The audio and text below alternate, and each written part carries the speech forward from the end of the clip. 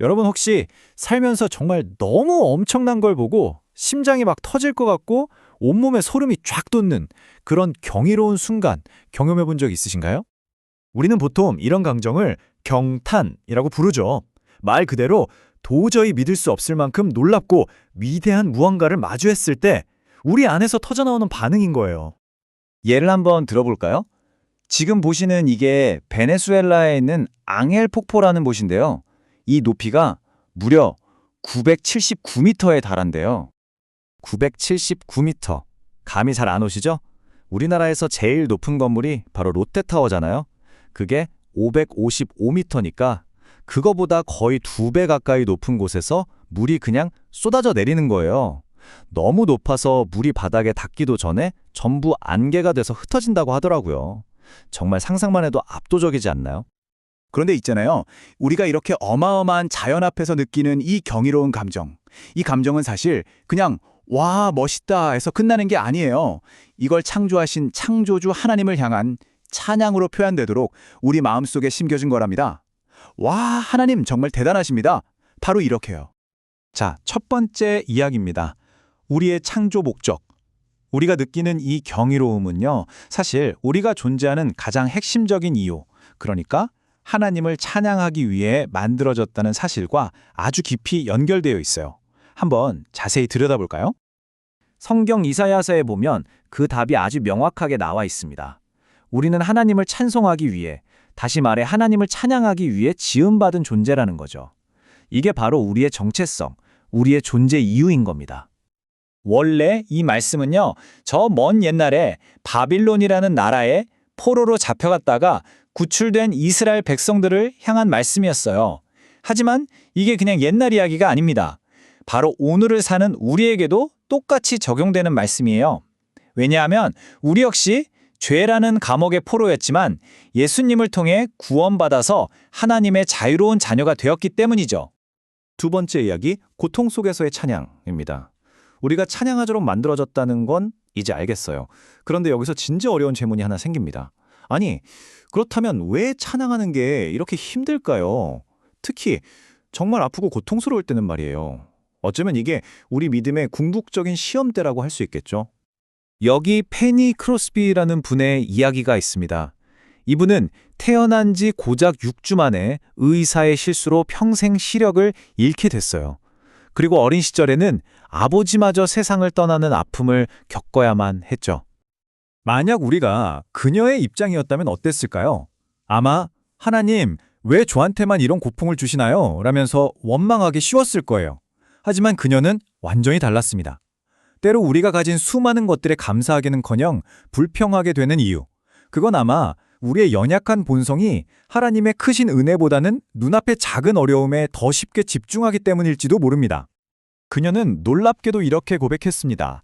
하나님께서 저에게 건강한 눈을 다시 주신다고 해도 저는 받지 않겠어요. 왜냐하면 저는 지금도 하나님의 놀라운 일들을 너무나 많이 보고 있거든요. 정말 소름 돋는 고백 아닌가요?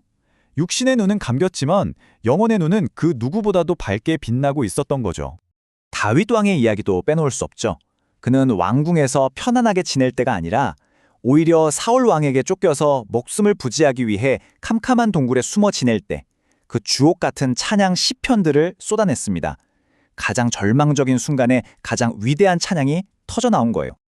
이런 모습은 오늘날에도 우리가 찾아볼 수 있어요.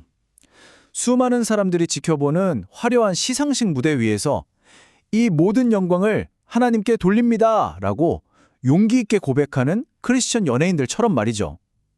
어쩌면 비난받을 수도 있는 그 위험을 감수하면서도 자신의 창조 목적을 담대하게 선포하는 겁니다.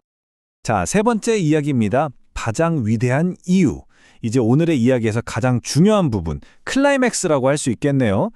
우리가 그 어떤 상황, 그 어떤 아픔 속에서도 찬양해야만 하는 궁극적인 이유에 대해 이야기해 보겠습니다. 앞을 보지 못했던 페니 크로스비의 고통보다, 죽음의 위협에 시달렸던 다윗의 위기보다, 저 장엄한 앙헬 폭포의 아름다움보다도 훨씬 더 크고 놀라운 찬양의 이유, 그게 과연 뭘까요? 그 이유는 바로 이 한 문장에서 시작됩니다. 하나님께서 우리를 정말 너무나도 사랑하셨다는 사실이에요. 그 사랑이 너무나 커서 다른 그 누구도 아닌 자신의 단 하나뿐인 아들, 예수님을 우리에게 보내주셨습니다. 그리고 그 예수님은 바로 우리의 모든 죄와 허물, 그 끔찍한 대가를 대신 치르시기 위해 십자가에 달려 처참하게 죽으셨습니다. 하지만 이야기는 거기서 끝나지 않았습니다. 3일 만에 예수님은 죽음의 모든 권세를 완전히 깨뜨리시고 다시 살아나셨습니다. 부활하신 거죠. 바로 이 놀라운 사건을 통해 예수님은 우리의 구원자가 되셨고, 우리는 더 이상 죄의 포로가 아닌 하나님의 자녀가 되는 엄청난 신분을 얻게 되었습니다. 이것이야말로 우리가 모든 상황 속에서 아무리 아플 때라도 찬양해야 할 가장 위대하고도 영원한 이유입니다. 네 번째 이야기, 이제 당신의 차례입니다. 그렇다면 이 놀랍고도 가슴 벅찬 진리를 우리가 어떻게 하면 매일의 삶 속에서 실제로 살아낼 수 있을까요? 제가 3가지 간단한 방법을 제안해 드릴게요. 첫째, 찬양으로 여러분의 마음을 하나님께 솔직하게 표현해 보세요. 둘째, 그렇게 찬양하다 보면 지금 겪는 어려움, 그 너머에 있는 하나님의 선하신 뜻과 소망을 발견하게 될 겁니다. 그리고 마지막으로, 하나님은 다른 무엇보다도 당신이 찬양하는 그 마음을 정말 귀하게 여기고 거기에 주목하고 계신다는 사실을 꼭 기억하세요. 하지만 이 모든 진정한 찬양은요, 바로 예수님을 나의 구원자로 믿는 것에서부터 시작됩니다. 혹시 아직 이 결정을 내리지 못하셨다면 바로 지금 이 순간이 그 기회가 될 수 있습니다. 그리고 이미 이 믿음의 여정을 걷고 계신 분들이라면 이 놀라운 소식을 주변 사람들에게 꼭 전해주세요. 그들도 함께 이 찬양의 기쁨에 동참할 수 있도록 말이죠. 구독과 좋아요, 댓글은 다음 영상을 제작하는데 정말 큰 격려가 됩니다. 감사합니다.